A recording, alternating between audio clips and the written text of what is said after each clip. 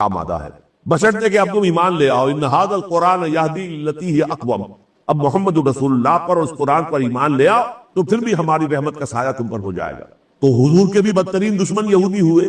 نتیجہ یہ ہوا کہ یہ اب اس وقت دنیا کے اندر مغضوب علیہم ملعون قوم ہے، مردود قوم، اور اپنے اس رد عمل میں انہوں نے اب یوں سمجھیے کہ ایول فورس کی ایک شکل اختیار کر لی۔ شیطان کے دنیا میں سب سے بڑے ایجنٹ جو ہیں وہ در حقیقت اجتماعی طور سے یہودی قوم ہے، شیطان کی اعلی کار۔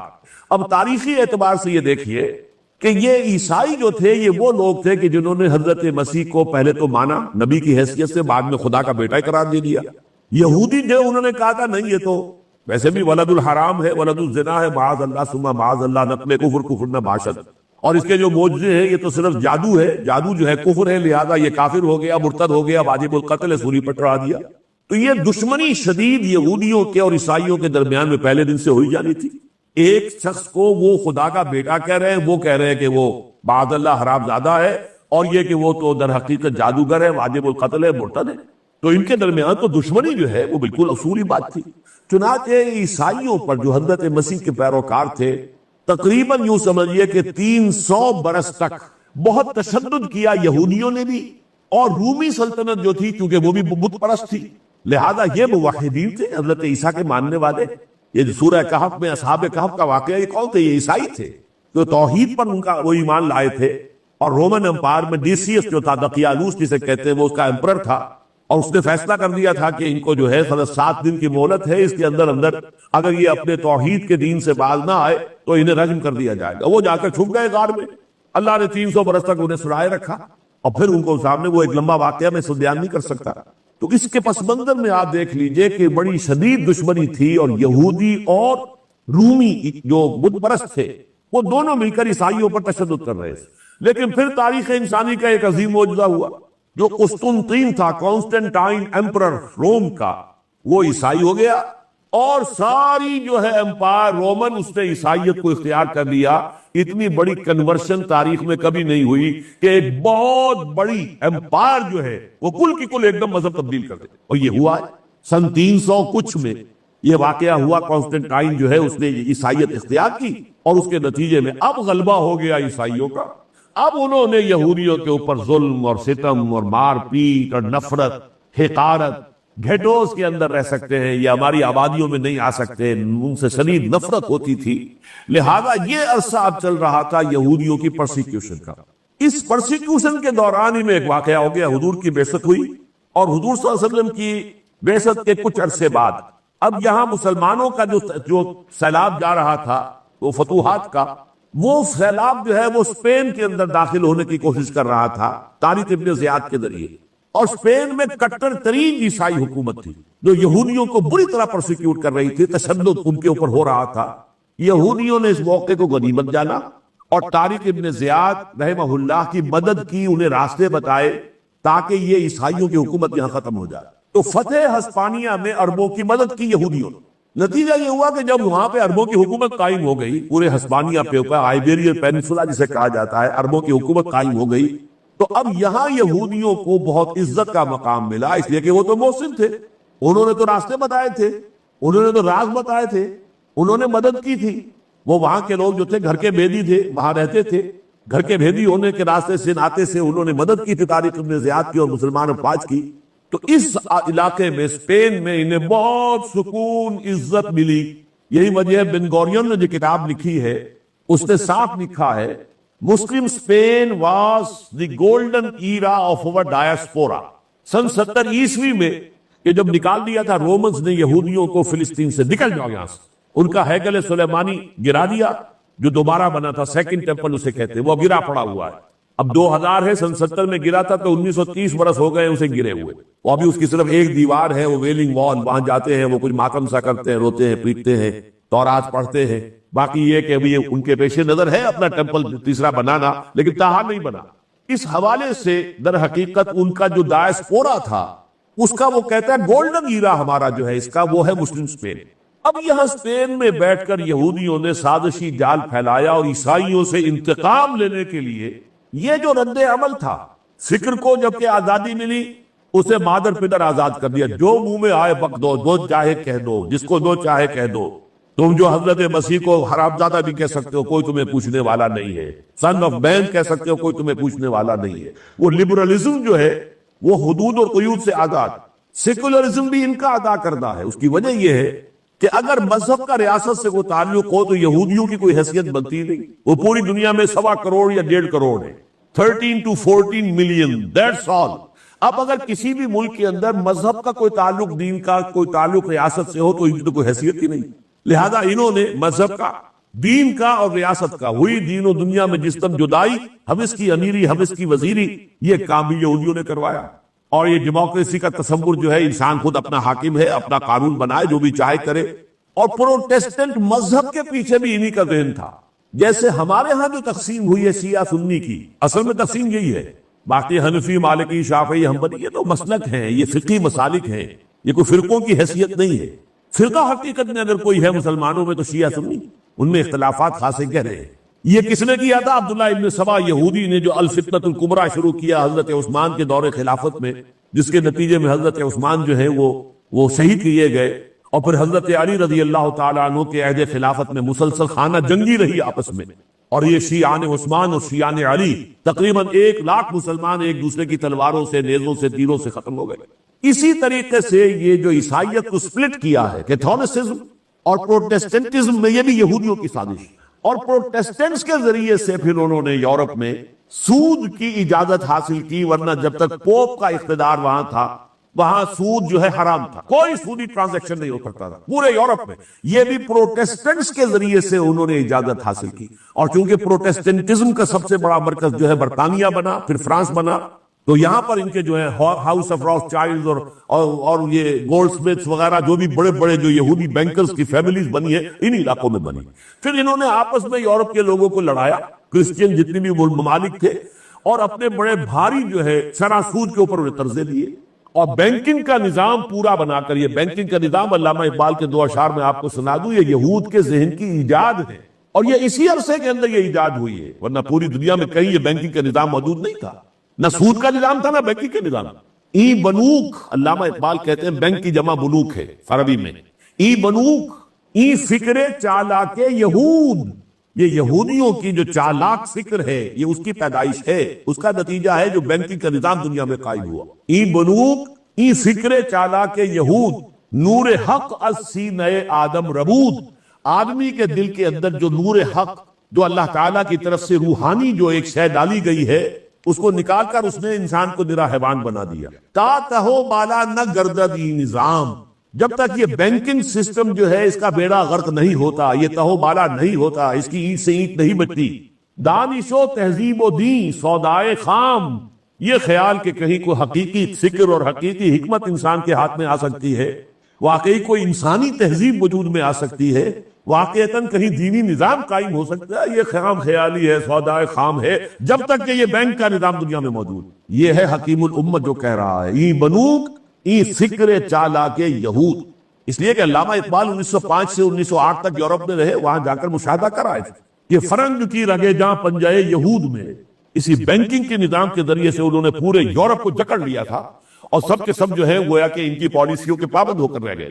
یہ ہے جو انتقام لیا ہے یہودیوں نے، اور انہوں نے اس کے اندر یہ پروٹیسٹنٹ مذہب بھی پیدا کیا، پھر آزاد خیالی، مادر پدر آزاد خیالی، جو چاہو کہو، جو چاہو کرو، اور جو بعد میں پھر protocols of the elders of the Zion کی حیثیت سے جو دستاویز آج موجود ہے، یہ تو خیر 1897 کی ہے، لیکن ان خطوط پر وہ کام صدیوں سے کر رہے ہیں، جس کے نتیجے میں یہ تہذیب بے خدا تہذیب ہو گئی۔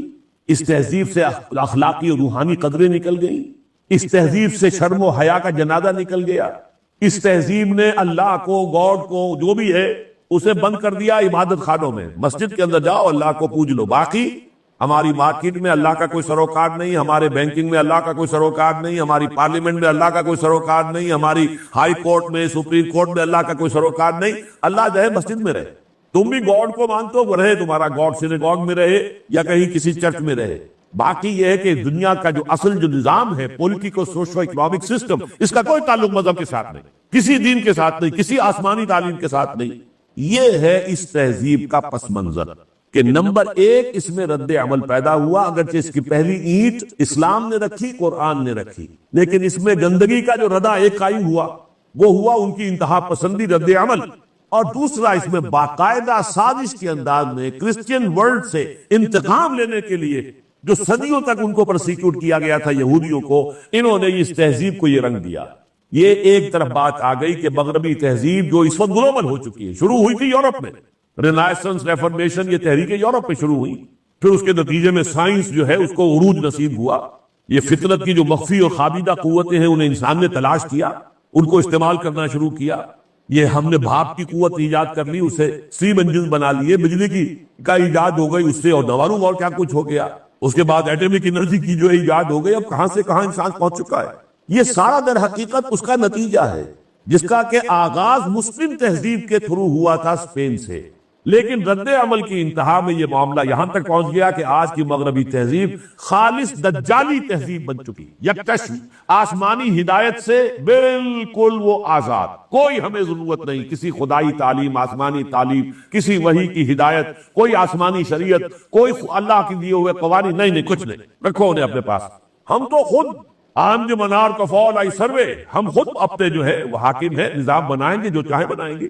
اور یہ تہذیب جیسا کہ میں نے پرسوں عرض کیا تھا، اس میں سیاست کے میدان میں سیکولرزم اور ہیومن ساورنٹی، اقبال کہتا سروری زیبا فقط اس ذات بے ہمتا کو ہے، حکمراں ہے ایک وہی باقی متانے آزری، لیکن یہاں تو پوری دنیا میں ہیومن ساورنٹی ہے، پاپولر ساورنٹی، عوام حاکم ہے، عوام جو چاہیں گے فیصلہ کریں گے، ان کے نمائندے جو چاہیں گے قانون بنا لیں۔ معاشی سطح پر خاص طور پر جبکہ کمیونزم بھی مر گیا تو اب تو پوری دنیا میں ڈنکا بج رہا ہے، انٹرسٹ بیسڈ اور پرائیویٹ اونرشپ بیسڈ کیپٹلزم کا دنیا میں ڈنکا بج رہا ہے۔ فوکویاما نے باقاعدہ کتاب لکھی ہے ڈیمائس آف کمیونزم کے بعد، کمیونزم کی موت جب واقع ہو گئی، انہوں نے کہا اب ثابت ہو گیا کہ کوئی نظام ہمارے مقابلے میں نہیں آ سکتا، ہمارا یہ لبرل اور کیپٹلسٹک ڈیموکریٹک جو نظام ہے یہی انسانیت کی معراج ہے، یہ اینڈ آف ہسٹری ہے، انسان جتنا اونچا جا سکتا تھا بس وہاں تک ہم پہنچ گئے، اس سے آگے انسان کے لیے کوئی اور اونچائی ہے ہی نہیں۔ یہ فوکویاما نے کتاب لکھی۔ اب یہ جو دجالی تہذیب ہے، آخری جو ہمارا کوئی کہہ لیجئے پناہ گاہ ہے مشرقی تہذیب یا اسلامی تہذیب، ہمارا خاندانی نظام ہے، کوئی بڑوں کی عزت کا خیال ہے، ماں باپ کی خدمت ہوتی ہے، ان کا ادب کیا جاتا ہے، کوئی شرم حیا ہے، عفت اور عصمت کے کوئی معاملات ہیں، ان تمام چیزوں میں سطر ہے، حجاب ہے، ان تمام چیزوں کے اوپر اب سب سے بڑا کاری وار جو آ رہا ہے کہ یہ مغربی تہذیب جو ہے ہماری ان اقدار کو ختم کرنے کے لیے آخری وار کرنے والی ہے۔ یہ پروسیس شروع ہو چکا کئی سال سے، پہلے قاہرہ کانفرنس ہوئی عورتوں کے حقوق کے نام پر، ہیومن رائٹس کے نام پر،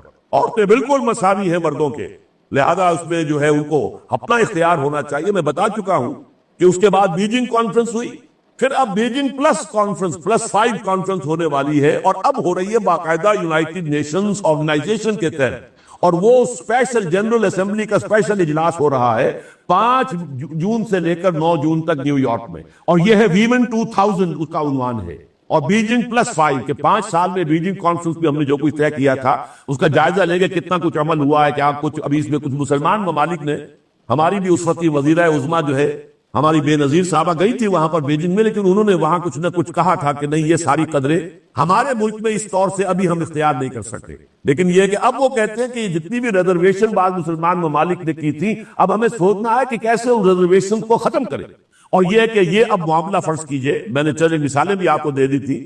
نمبر 1، ہومو سیکسولیٹی کو ایک نارمل سیکسول اورینٹیشن سمجھا جائے، اس کے بارے میں ناک منہ نہ چڑھائی جائے، یہ نہ سمجھا جائے کہ برا کام ہے، جرم تو بہت دور کی بات ہے، بنظر استحقار بھی نہیں دیکھ سکتے آپ ہومو سیکسول کو۔ اگر 2 مرد آپس میں جنسی خواہش پوری کرے اور 2 عورتیں آپس میں جنسی خواہش پوری کرے تو یہ بھی ایک اورینٹیشن ہے، کسی کا مزاج کچھ اور ہے، کسی کا مزاج کچھ اور ہے، مزاجوں کا فرق ہوتا ہے، بس مزاجی فرق ہے، اس کے سوا کچھ نہیں۔ نمبر 2، ہومو سیکسول میرجز کو نارمل فیملی کا درجہ دیا جائے، جو بھی ایک خاندان کا ایک نظام ہوتا ہے کسی معاشرے کے اندر، تو 2 مرد اگر آپس میں میاں بیوی کا حیثیت اختیار کریں تو اسے بھی ایک نیچرل اور اس کو بھی ایک پوری طرح رسپیکٹیبل فیملی کا درجہ دیا جائے۔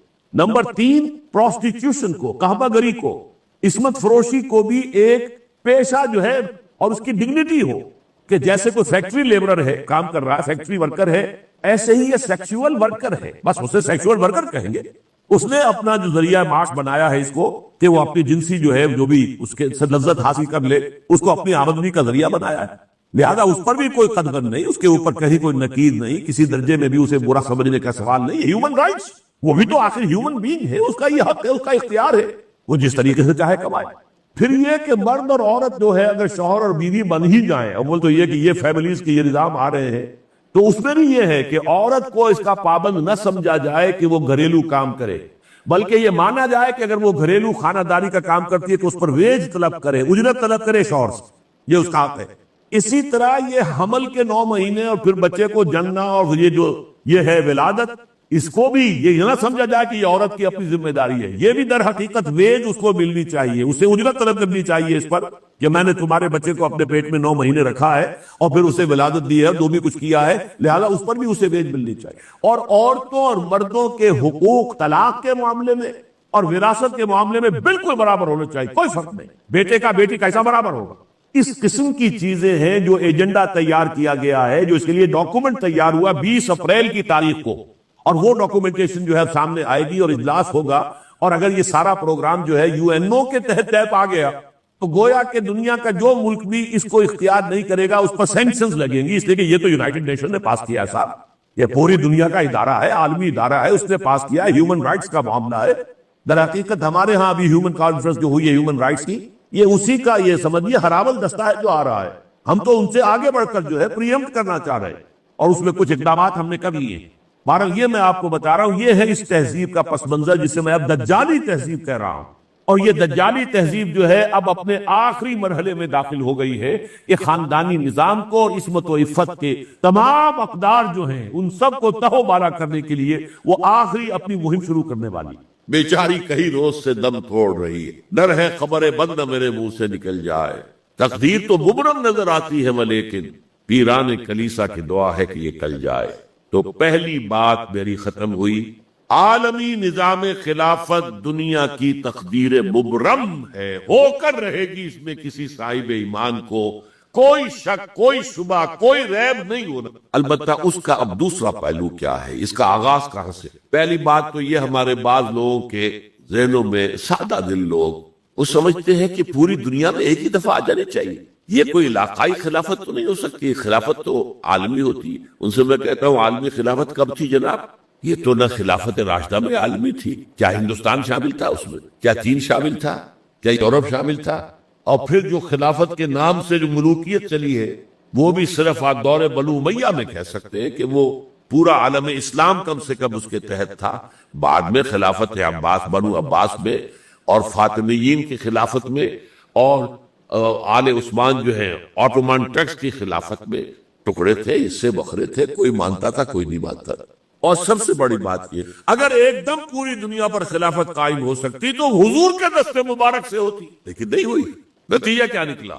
ایک ملک حضور نے قائم، جزیرہ نما عرب، یہاں خلافت قائم ہو گئی، حضور خلیفہ ہے۔ اس کے بعد آپ کے خلفائے راشدین پھر اس شرقاً غرباً شمالاً 3 کالمز نکلے ہیں فوجوں کے، صحابہ کرام کی 3 کالمز، ایک ایسٹ ورڈ، ایک ویسٹ ورڈ، ایک نارتھ ورڈ۔ ایک عراق کو فتح کرتے ہوئے ایران میں پہنچ گیا، خراسان تک چلا گیا، ایک شام کو فتح کرتے ہوئے اور پھر سینائی پیننسولا سے ہو کر افریقہ میں داخل ہوا اور اٹلانٹک تک پہنچ گیا، تیسرا سیدھا شمال میں گیا، لیکن یہ زیادہ دور نہیں جا سکتا تھا، کوکیشین ماؤنٹینز آ گئے، کوہ قاف، اس زمانے میں تو یہ یوں سمجھیے کہ امپیسیبل تھا نا کوہ قاف، لہذا وہاں کرو۔ اب بھی یہ ہوگا کسی ایک جگہ سے شروع ہوگا پھر چلے گا، اس کے سوا کوئی چارہ کار ہے ہی۔ اگر ہر جگہ پوری دنیا میں ایک ہی وقت میں ہو سکتا تو حضور کے دست مبارک سے ہوتا صلی اللہ علیہ وسلم۔ اب وہ نقطہ کون سا ہوگا، نقطہ آغاز کون سا؟ اس میں پہلی بات تو میں نے کہا جو شک کرے گا اس کا پھر ایمان مشکوک ہوگا، لازماً ہوگا، گلوبل ہوگا، پوری دنیا میں ہوگا۔ کہاں سے شروع ہوگا اس میں آپ اختلاف کر سکتے، لیکن مجھے تو 2 حدیثیں تو ملی ہے جن سے یہ اندازہ ہوتا ہے کہ یہ اس مشرقی خطے سے ہوگا، عرب کے مشرق کی جانب کسی خطے سے۔ وہ حدیثیں بھی اب آپ پڑھ لیجیے پہلے۔ پھر میں کہہ رہا ہوں یہ خزانہ ہے جو ہم نے آپ کی خدمت میں پیش کی، کاش کہ آپ اس کی قدر کریں، یہ حدیثیں آپ کو ازبر ہو جائے، یاد ہو، لوح قلب پر نقش ہو۔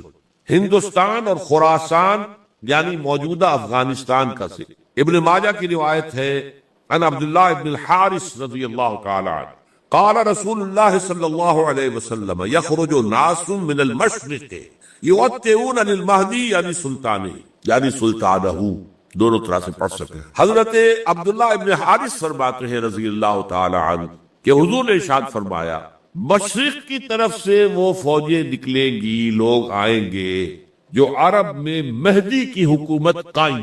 یہ مہدی کون ہوں گے اس کا ذکر میں ذرا بعد میں کروں گا، لیکن نوٹ کر لیجئے کہ مہدی سے پہلے لازماً کسی مشرقی علاقے کے اندر وہ نظام قائم ہو چکے گا، تب وہاں سے فوجیں آئیں گی۔ یہ مشرق کون سا ہے؟ عرب کے مشرق میں آپ چلیے ایران بھی آ جائے گا، افغانستان بھی ہے، پاکستان بھی، اور اگر اسے اور توسیع دے تو ہندوستان بھی ہے۔ یہ ہے عرب کا مشرق، اس سے فوجیں جائیں۔ اس کا کیا مطلب ہے کہ اس میں سے کسی جگہ پر نظام خلافت پہلے قائم ہو جائے گا تاکہ وہاں سے فوجیں جائیں گی جو جزیرہ نما عرب میں حضرت مہدی کی حکومت کو قائم کرے۔ اب دوسری حدیث، یہ سنن ابن ماجہ کی حدیث تھی جو میں نے آپ کو سنائی، آپ نے پڑھی۔ دوسری عن ابی ہریرہ رضی اللہ تعالی عنہ، یہ ترمذی شریف کی روایت ہے، قال قال رسول اللہ صلی اللہ علیہ وسلم یخرج من خراسان رایات سود لا يردها شیء حتی تنصب بإیلیا۔ خراسان کے علاقے سے سیاہ جھنڈے لے کر فوجیں آئے گی، ان کا رخ کوئی موڑ نہیں سکے، ان کو پیچھے پھیر نہیں سکیں گے کوئی بھی، یہاں تک کہ وہ یروشلم میں جا کر جھنڈے نصب کر دے۔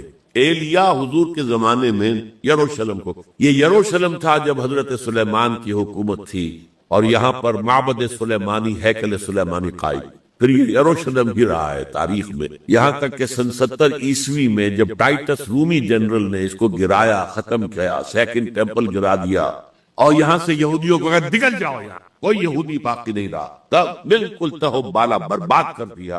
اس کے کوئی 150 سال بعد ہیڈریان، رومن ایمپرر ہیڈریان، اس نے پھر دوبارہ آباد کی۔ 150 سال تک یہ بالکل بنجر اور بالکل غیر آباد پڑا۔ اب ہیڈریان نے جب آباد کیا تو اس کا نام ایلیا رکھا، اب یروشلم نام نہیں۔ تو حضور کے زمانے میں پھر اس کا نام ایلیا، اور اب اس سے کیا معلوم ہو رہا ہے کہ یہ یروشلم مسلمانوں کے قبضے سے اس وقت نکلا ہوا ہوگا۔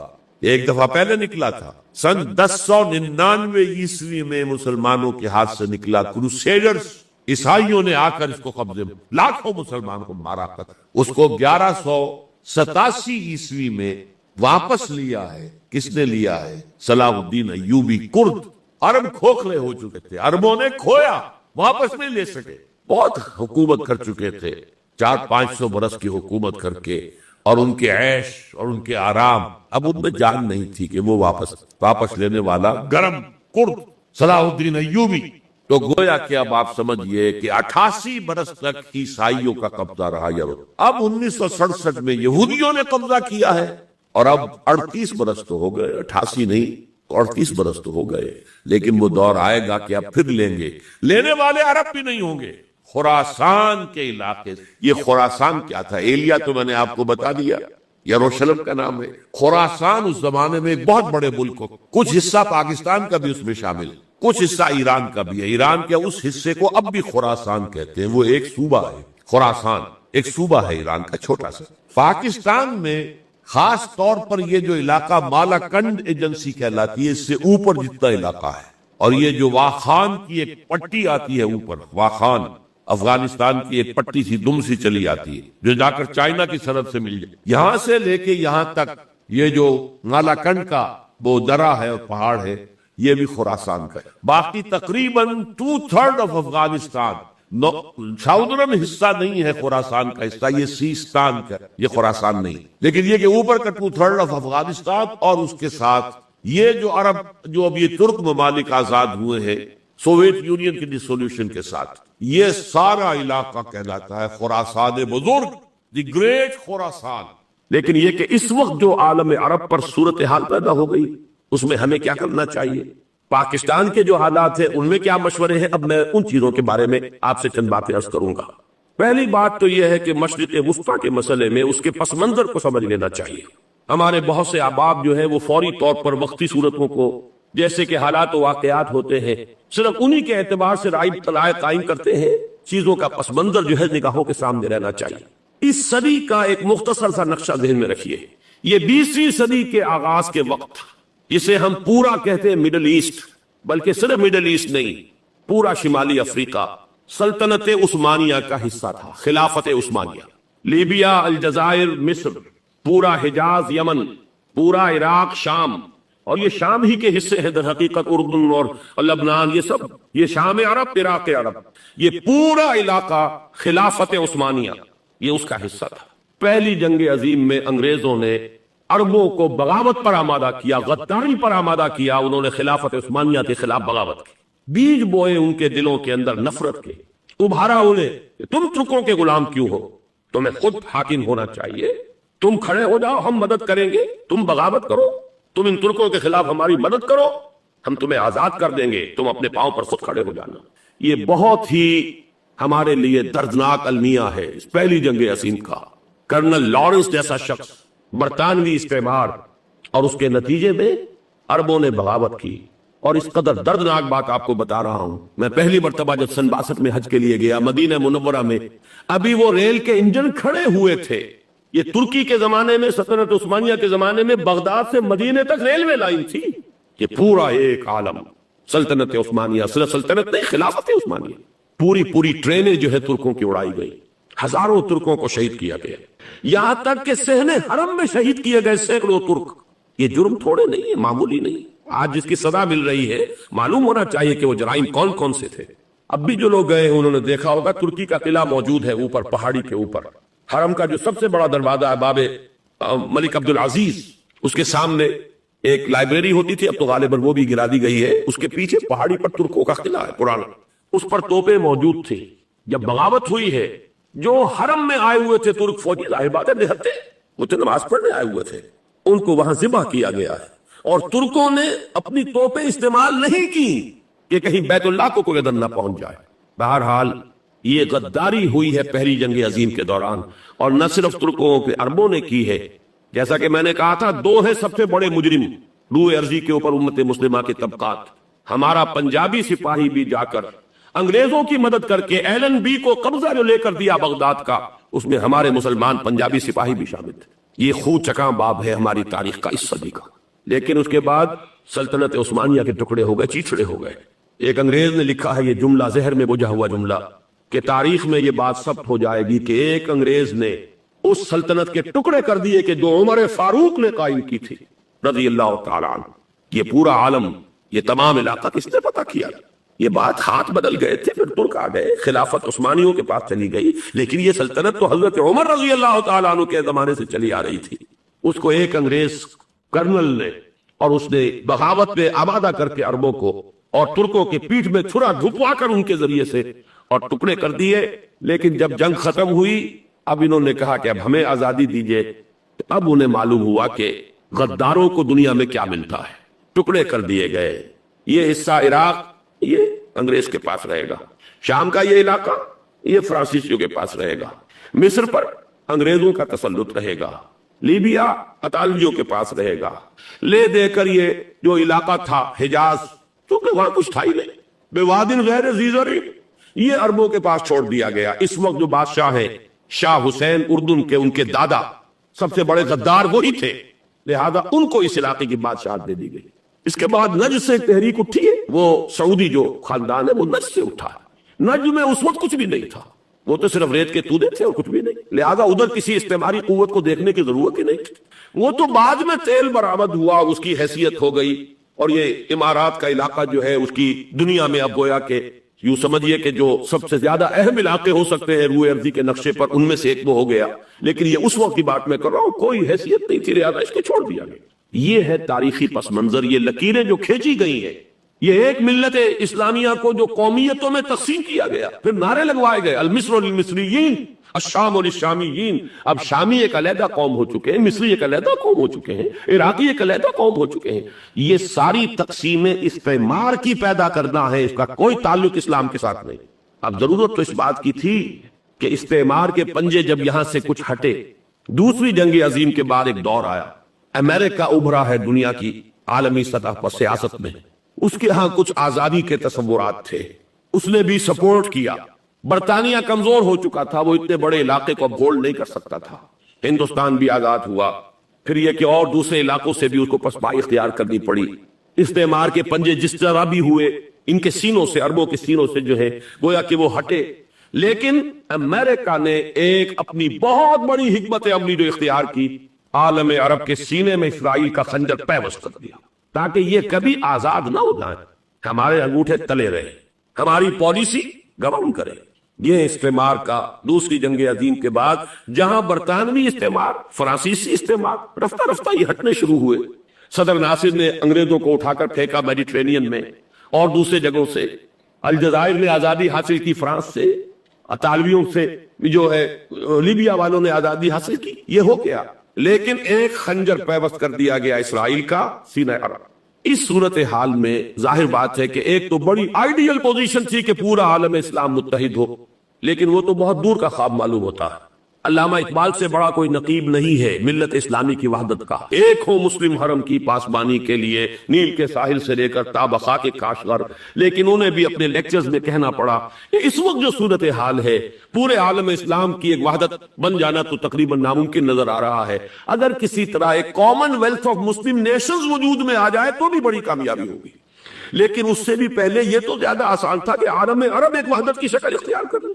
یہ تو ایک قوم ہے، اکثر و بیشتر ایک نسل یا زیادہ دو نسلیں کہتی تھے. شمالی افریقہ میں بربر نسل بھی ہے، باقی تو سب عرب ہے. یہ پورا عالم ایک نسل، ایک زبان، پورے اتنے رقبے کے اوپر بولے جانے والی ایک زبان، یہ تو ایک ہو جائے. افسوس یہ ہے کہ اس کا ایک ہو جانا ایک شخصیت ابھری تھی جو مذہبی مزاج کی شخصیت تھی، جو دینی مزاج کی حامل شخصیت تھی. اگر اس کی قیادت میں عالم عرب متحد ہو جاتا تو واقعتاً ایک بہت بڑا جو ہے مرحلہ وہ طے ہو جاتا پوری عالمی ملت اسلامیہ کی ایک وحدت اختیار کرنے کا. وہ شخصیت تھی شاہ فیصل شہید کی. اور اس لفظ کے ساتھ ہی آپ کے ذہن میں آ گیا ہوگا کیوں انہیں شہید کر دیا گیا، کس نے کیا کرایا، کہاں سے تعلیم حاصل کر کے آیا تھا وہ جس نے شہید کیا شاہ فیصل شہید کو. اس کی گردن پر کون سوار تھی، وہ یہودی لڑکی کے جس کے فوٹو بھی شائع ہوئے، ایک گردن پر اٹھائے کھڑا ہوا شہزادہ اپنی ایک یہودی دوست کو، لڑکی کو. اور وہی ہے کہ جس نے جا کر پستول سے شہید کیا ہے. جان اچھی طرح جان لیجئے، جیسے بارہا میں نے عرض کیا ہے کہ حضرت عمر کو شہید کرنے والا کہنے کو ابو لولو فیروز تھا، لیکن اس کے پوچھے پورا ایرانی نسل پرستی کا جو پورا پس منظر ہے، اسے تو ہر شخص جس کی ذرا بھی نگاہ جو ہے جو صرف منظر کو نہ دیکھ رہی ہو پس منظر کو بھی دیکھنے والی ہو، وہ تو جان دے گی کہ ابو لولو فیروز ایک فرد کا نام نہیں تھا، وہ ایران کا انتقام تھا عالم عرب سے. بالکل اسی طریقے سے یہ امریکی استعمار کا ہتھ کنڈا تھا، اسے محسوس ہوا. شاہ فیصل مذہبی مزاج کا شخص یہ ابھر رہا ہے، اور یہ شاہ فیصل کی حکمت عملی کا ذرا آپ اندازہ کیجئے. لاہور میں سمٹ کانفرنس ہوئی، اس میں وہ آئے، سب سے ٹاورنگ پرسنالٹی پورے اس وقت عالم اسلام کے اندر شاہ فیصل کی تھی. اور وہ گویا کہ ایک بہت ہی جس کو کہا جائے کہ ایک بہت ایلڈرلی، ایک بزرگانہ ایک شخصیت جو ہے، اور انہوں نے اپنے دولت کے دروازے، عرب میں وہ مشہور تھے کہ نہایت خسیس اور بخیل انسان ہے، اس لیے کہ وہاں وہ خرچ کرتے تھے حساب کتاب کے ساتھ، لیکن ان کے خزانے کھلے ہوئے تھے عالم اسلام کے لیے. ادھر بھی مدد ہے، ادھر بھی مدد ہے، ادھر بھی کام ہو رہا ہے، ادھر بھی کام ہو رہا ہے. پھر انہوں نے تیل کا ہتھیار استعمال کر کے ایک دفعہ امریکہ کو دن میں تارے دکھا دیے تھے، لہذا ان کا ہٹایا جانا سین سے یہ امریکی استعمار کے لیے لازم تھا. اب لے دے کر رہ گئے کون سیکولر مزاج کے لوگ. پہلی اٹیمپٹ جمال عبد الناصر نے کی، ناکام ہو گیا. قذافی صاحب نے کوشش کی کہ وہ ان کی جانشینی حاصل کر لے، ناکام ہو گیا. اب ایک تیسری شخصیت صدام حسین کی، ملحد ہے، اسلام سے کوئی سروکار نہیں، باس کا فلسفہ، سیکولرزم پلس عرب نیشنلزم، یہ اصول ہے. لیکن یہ ہے کہ یہ شخصیت ابو ابھر کر ایسی آئی ہے کہ اس سے اس وقت یہ جان لیجئے، میں امریکہ میں بھی عربوں سے مل کر آیا ہوں، سعودی عرب میں بھی اب میں وہ دیکھ آیا ہوں.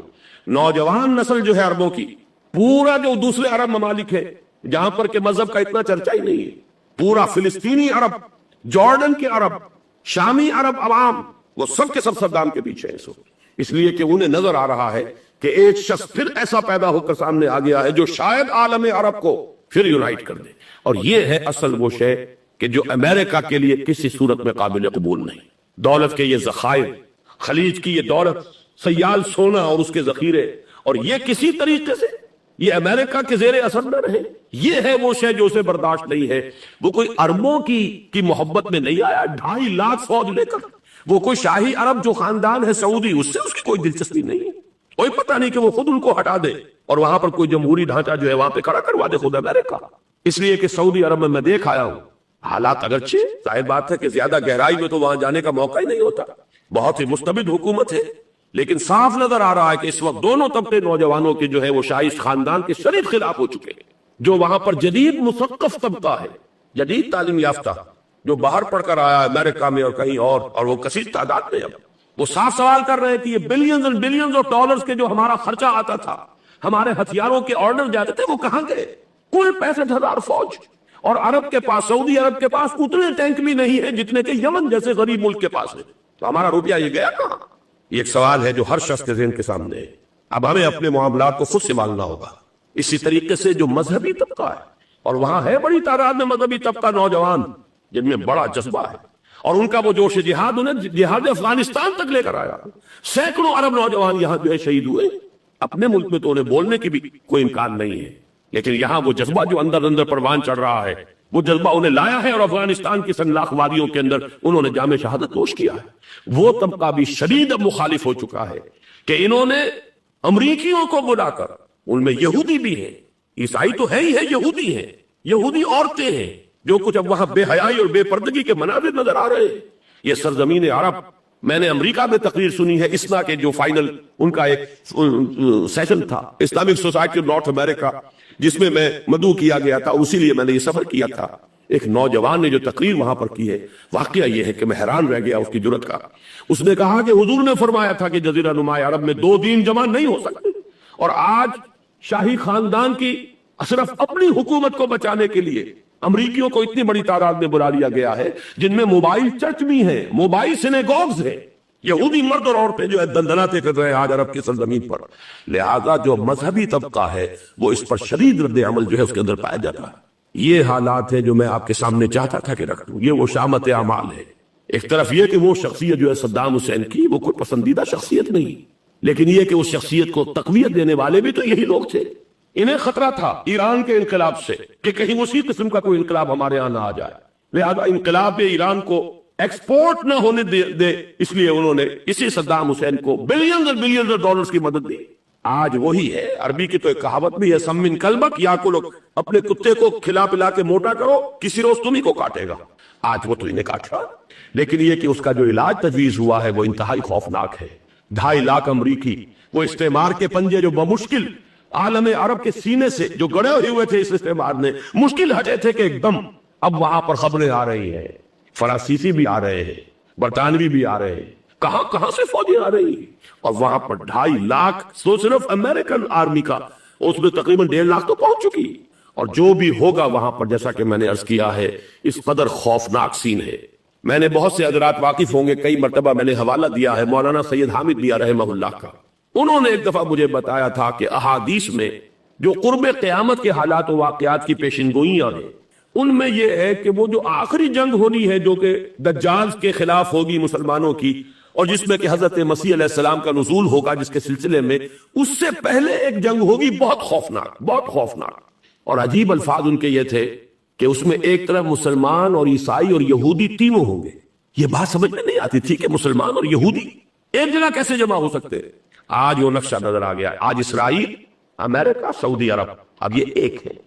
بلکہ چلتے آئیے, مصر, اسرائیل, سعودی عرب اور جو بھی ان کے حواری ہیں وہ سب ایک سب میں کھڑے, اور ان کے اوپر سیادت کس کی ہے؟ امریکہ کی. وہ نقشہ آ گیا.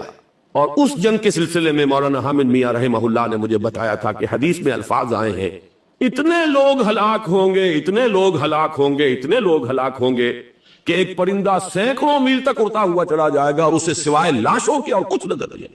یہ نقشہ خاکم بدہن تلا ہوا ہے, کھڑا ہوا ہے.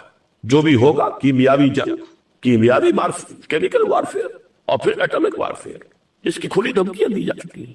کبھی کوریا کے بارے میں اندیشہ تھا کہ یہ درندے خدا کی دھرتی کو, کوریا کی غریب بستی کو ناگاساکی بنا کے چھوڑیں گے, ہیروشیما بنا کے چھوڑیں گے.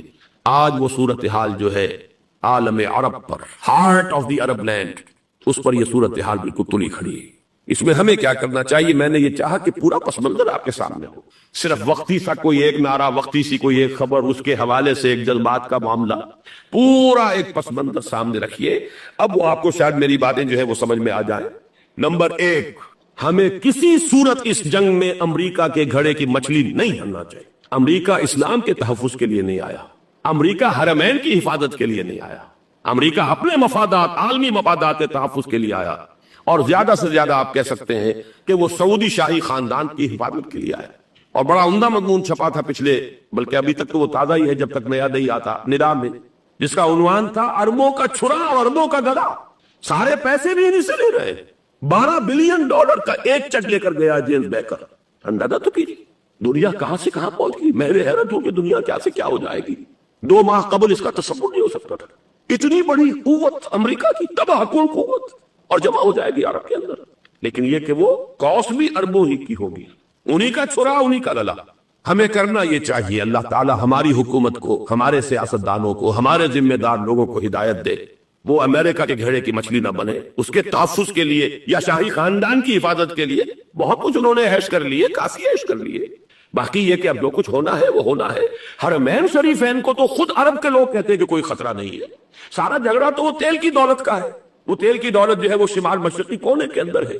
بلکہ یہ کہ جو رد عمل پیدا ہوا عالم اسلام میں اور سعودی عرب میں، خود اس کے مذہبی نوجوانوں میں امریکی فوجوں کی آمد کے خلاف اس کا جواب دیا گیا رابطہ عالم اسلامی کی طرف سے کہ یہ جو بھی جنگ کا محاذ ہے، جو فوجیں ہیں، یہ حرمین سے تو 1500 کلومیٹر دور ہیں، تو حرمین کو تو کوئی خطرہ نہیں ہے۔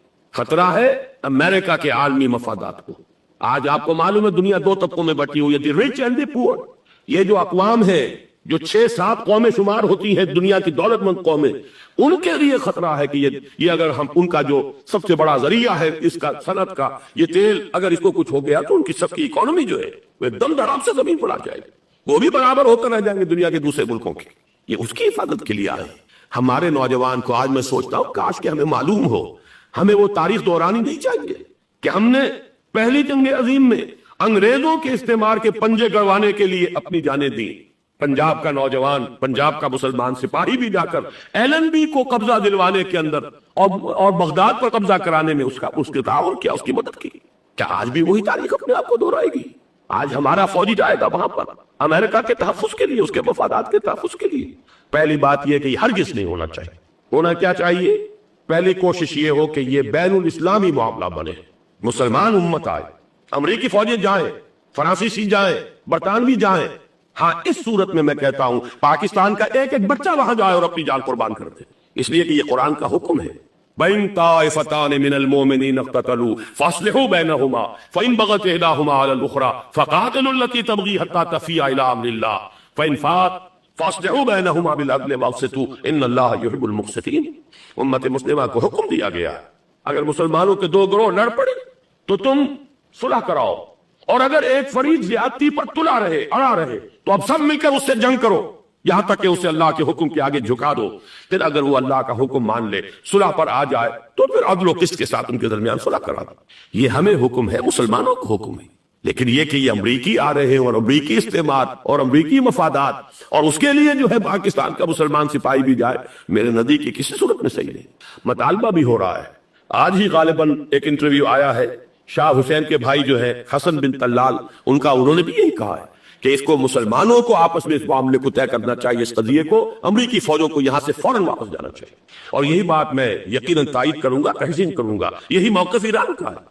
ایران عراق کے خلاف جو UN کے سینکشنز ہیں، کہتا ہے ہم اس کی پابندی کریں گے، لیکن امریکہ کو یہاں سے نکلنا چاہیے۔ یہ مسلمانوں کا اپنا معاملہ ہے، وہ آپس میں طے کریں۔ پاکستان کو بھی یہی موقف اختیار کرنا چاہیے پوری قوت کے ساتھ۔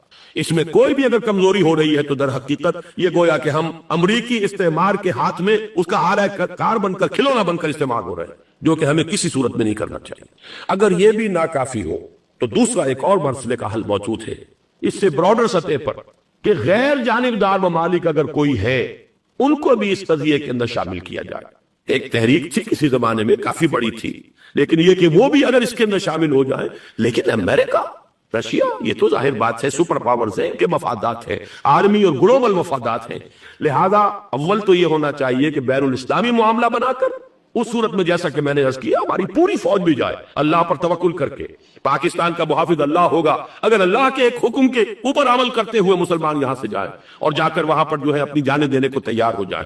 لیکن اگر یہ اس میں بھی کافی نہ ہو تو جو بھی غیر جانبدار ممالک ہیں ان کو بھی اس معاملے کے اندر شریک کیا جا سکتا ہے۔ بدرجہ آخر اگر پاکستانی فوج جائے وہ صرف حرمین شریفین کے گرد و نواح میں ان کو ڈپلوائے کیا جانا چاہیے. اگر خدا نہ خواستہ وہاں پر کوئی آنچ آنے کی شکل پیدا ہو جائے تو اس کی اے ارض پاک تیری حرمت پہ کٹ برے ہم اس کے لیے مسلمانوں کو تیار رہنا چاہیے. اس لیے کہ بہرحال جہاں تک ارض پاک کی حرمت کا تعلق ہے وہ ہمارے ایمان کا جز ہے. باقی برطانوی مفادات، امریکی مفادات، صنعتی ممالک کے مفادات یا کسی شاہی خاندان کے مفادات، یہ شاہی خاندان یہ تو گرتی ہوئی دیواریں ہیں، جانا ہے آج نہیں تو کل. لیکن یہ کہ اصل معاملہ ہے امت کا، اصل معاملہ ہے امت مسلمہ کا، اصل معاملہ ہے حرمین شریفین کا. لہذا ان دونوں چیزوں کو لازماً گڈمڈ نہ کریں. آپ حضرات کے علم میں ہے کہ اس سے پہلے ایران کی طرف سے بار بار مطالبہ ہوا کہ حرمین کو بین الاسلامی کنٹرول میں دے دیا جائے اور سعودی عرب کا اس کے اوپر سے جو انتظامی عمل دخل ختم کر دیا جائے. میں نے کبھی تائید نہیں کی، اس لیے نہیں کی کہ میرا مشاہدہ ہے، میں گیا ہوں بارہا، سعودی عرب کی حکومت نے چاہے خود بھی بڑے بڑے محل بنائے ہیں لیکن حرمین کی خدمت کے اندر بھی کوئی کمی نہیں کی. اس پر انہوں نے اربوں ڈالر اس پر بھی خرچ کیا ہے. اس کے اوپر انہوں نے اس حج کے انتظامات پر پوری حکومت جو ہے وہ اپنے آپ کو لگائے رکھتی. لہذا اس اعتبار سے کوئی کمی کی بات نہیں وہاں پر آئی کہ جس کے لیے ضرورت ہو کہ ان کا عمل دخل وہاں سے ختم کیا جائے. لیکن یہ صورتحال اب جو پیدا ہو گئی ہے یہ بالکل مختلف ہے، اسے اس کے کانٹیکسٹ کے اندر دیکھا جانا چاہیے اور اسی کے حوالے سے میں نے چند رائے آپ کے سامنے رکھی.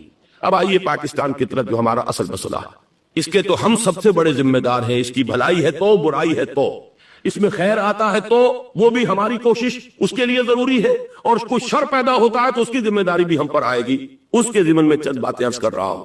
شدید ترین خطرہ ہے جیسا کہ میں عرض کر چکا ہوں کہ بھارت حملہ کرے گا. مجھے تو تقریباً یہ رائٹنگ آن دی وال کے مانند ایک فیصلہ نظر آ رہا ہے، بلکہ آج میں کسی سے کہہ رہا تھا کہ اگر اب نہیں تو پھر کبھی بھارت حملہ نہیں کر سکتا. اس کے لیے سچویشن بالکل رائٹ. 2 مرتبہ ایکسرسائز کر چکا ہے وہ، خاص ٹارگٹ بنا کر حیدرآباد کو، اور اس کے پیش نظر ہے سندھ میں جو بھی خلفشار ہے اسے اس کے علم میں جو بھی تصادم ہے.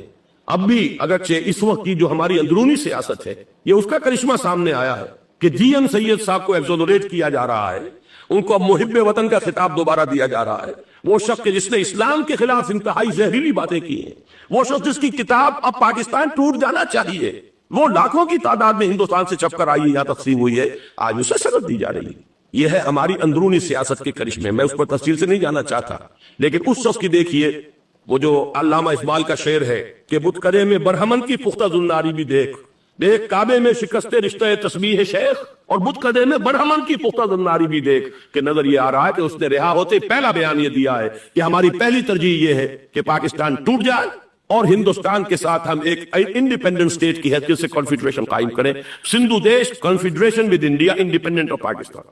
پھر دوسری ترجیح بھی ہے. تیسری آخری ترجیح یہ ہے کہ پاکستان کو 5 ریاستوں میں تقسیم کر دیا جائے اور ایک لوز کانفیڈریشن ہو، بس اس کے سوا کچھ نہیں. 5ویں بھی وہ اردو والوں کے لیے نہیں، مہاجرین کے لیے نہیں، ان کے لیے تو ان کے پاس کچھ نہیں ہے. 5ویں بھی پنجاب میں سے کاٹ کر سرائے کی صوبہ بنایا جائے، اور سندھ میں تو بہرحال اردو بولنے والوں کو سندھی پن کر رہنا ہوگا. یہ اس شخص کا رہائی کے بعد بھی بیان ہے جسے آپ سند دے رہے ہیں کہ وہ محب وطن ہے، اور وہ غدار نہیں ہے، وہ پاکستان کا مخالف نہیں ہے. بہرحال یہ حالات جو ہے انتہائی خوفناک ہے ہمارے. آج کشمیر میں جو صورتحال ہے ہندوستان کے لیے انتہائی تشویشناک ہے. جو بدنامی اس کو مل سکتی تھی مل چکی ہے. اور یہ آپ نے دیکھ لیا وہ امریکہ بہادر جو 1.5-2 لاکھ آدمی لے کر پہنچ گیا سعودی عرب میں، اس نے انگلی تک نہیں اٹھائی ہے کہ کشمیر میں بھارت کیا کر رہا ہے. یہ ہے ان کی ڈبل سٹینڈرڈز، یہ ہے ان کی بے ایمانیاں کہ بھارت جو کچھ کر رہا ہے وہاں. آج اگر ظلم ہو رہا ہے کویت میں عراقیوں کے ذریعے، پورے ورلڈ ٹیلی ویژن پر، CNN پر، فلاں پر، اور اخبارات میں آج بھی ایک لمبا مضمون میں نے اخبار میں پڑھا ہے. لیکن یہ ہے کہ کشمیر میں کیا ہو رہا ہے کہیں تذکرہ نہیں ہو رہا. یہ ہے دنیا کے اندر دیانت اور امانت اور شرافت کا حال، اور بین الاقوامی سیاست جو ہے اس کے ڈبل سٹینڈرڈز. لہذا جو بدنامی بھارت کو آ سکتی تھی وہ آ چکی ہے. ہندوستان سے ایک نوجوان مسلمان صحافی دہلی سے آئے تھے، نئی دنیا ایک پرچہ نکلتا ہے اس کے طرف سے وہ دورہ کر کے گئے. مجھ سے بھی لاہور میں ملے تھے، تقریباً 1 مہینہ 1.5 مہینہ ہوا. ان کے الفاظ سن کر میں کانپ گیا تھا.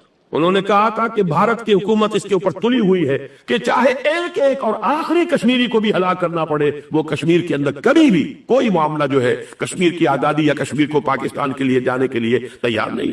کیا بگڑے گا اس کا؟ آپ سمجھیے کہ اگر 80-90 کروڑ قوم کی ایک قوم ہے، 1 کروڑ آدمی ختم کرنا، ان کا دل تو جو ہے اس پہ دکھے گا نہیں. حال ہمارا یہ ہے کہ ہم تو کوئی چہرے پہ نہیں کر سکے، ہم تو اپنی صفائی دیتے رہے کہ نہیں نہیں نہیں ہمارا کوئی ہاتھ نہیں ہے، ہم نے کچھ نہیں کیا ہے، ہمارا کوئی اس کے اندر عمل دخل نہیں ہے، بس یہی ہماری ڈپلومیسی کا شاہکار رہا۔ یہ حال ہے پاکستان کا۔ لہذا بھارت کا وہ معاملہ جو ہے، میں نے جیسا کہ آپ کے سامنے مختلف فیکٹرز گنوا دیے تھے، اندرونی اس کی سیاست، اندرونی خلفشار، وہ تو اب آ کر رہے گا۔ اللہ یہ کہ اللہ تعالیٰ کے قبضہ قدرت میں ہر شے ہے، وہ ٹال دے تو ٹال دے۔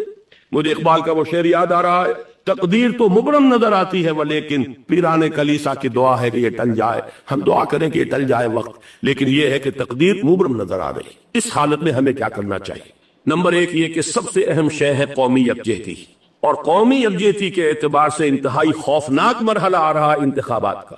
انتخابات میں تو کچھ نہ کچھ فساد، کچھ نہ کچھ دنگا، کچھ نہ کچھ ہنگامہ، ایک دوسرے کے خلاف کیچڑ، ایک دوسرے کے خلاف الزامات بوچھاڑ، یہ تو بڑھتے ہیں۔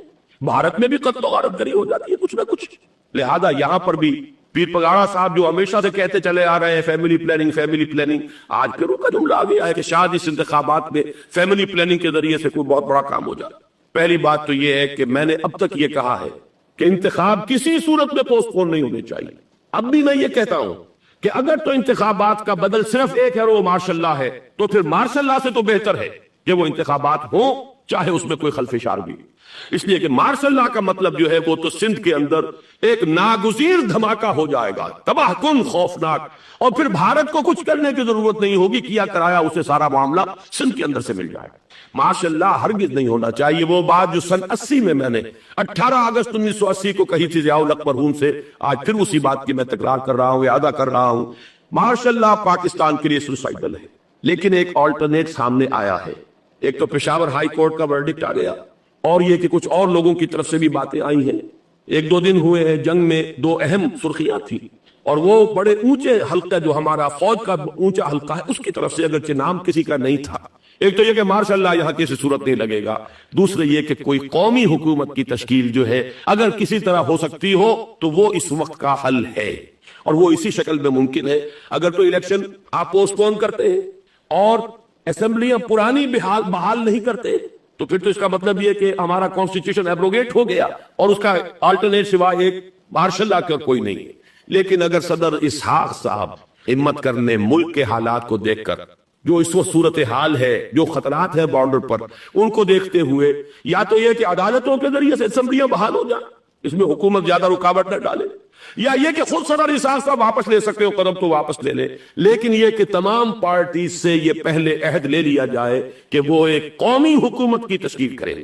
یہ وہ بات ہے، آپ کو یاد ہوگا مرزا اسلم بیگ صاحب، انہوں نے بالکل شروع میں سن 88 کے الیکشن کے بعد کہا تھا کہ نیشنل گورنمنٹ فارم کی جانی چاہیے۔ اس وقت تو کسی نے دھیان نہیں دیا، پیپلز پارٹی بڑے نشے میں تھی، اس کو خاص طور پر سندھ میں جس طرح کا واک اوور ملا تھا، اس کا ایک نشہ تھا اس کے دماغ پر، اس لیے وہ سوچنے پر تیار نہیں ہوئی۔ لیکن یہ کہ وہ جو ایک فارسی میں کہا جاتا ہے کہ ہر چے دانا کنت کنت نادا لیک بعد از خرابی بسیار، اب اس خرابی بسیار کے بعد بھی اگر عقل آ جائے اور ایک نیشنل گورنمنٹ بنائی جا سکے اور اس کے حوالے سے الیکشن کو پوسٹ پون کیا جا سکے، تو میرے نزدیک یہ رائے پوری قوت کے ساتھ دی جانی چاہیے، پیش کی جانی چاہیے، اس لیے کہ الیکشن اس وقت جس خلفشار کا سبب بن جائے گا، ذریعہ بن جائے گا، اس کو تو گویا کہ اور بھارت کے جو گھناونے عزائم ہیں ان کو اور تقویت دینے کا سبب اور ذریعہ بن جائے گا۔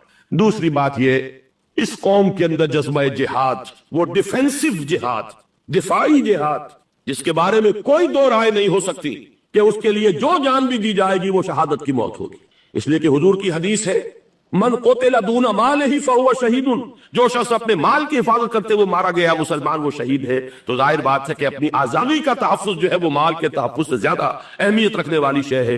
ایک جذبہ جہاد پیدا کیا جائے اور ایک پیپلز آرمی یہاں پر کھڑی کی جائے، عوامی فوج صرف نہیں کر سکے گی تحفظ جب تک کہ پوری قوم جو ہے وہ فوج کی شکل اختیار نہ کر لے۔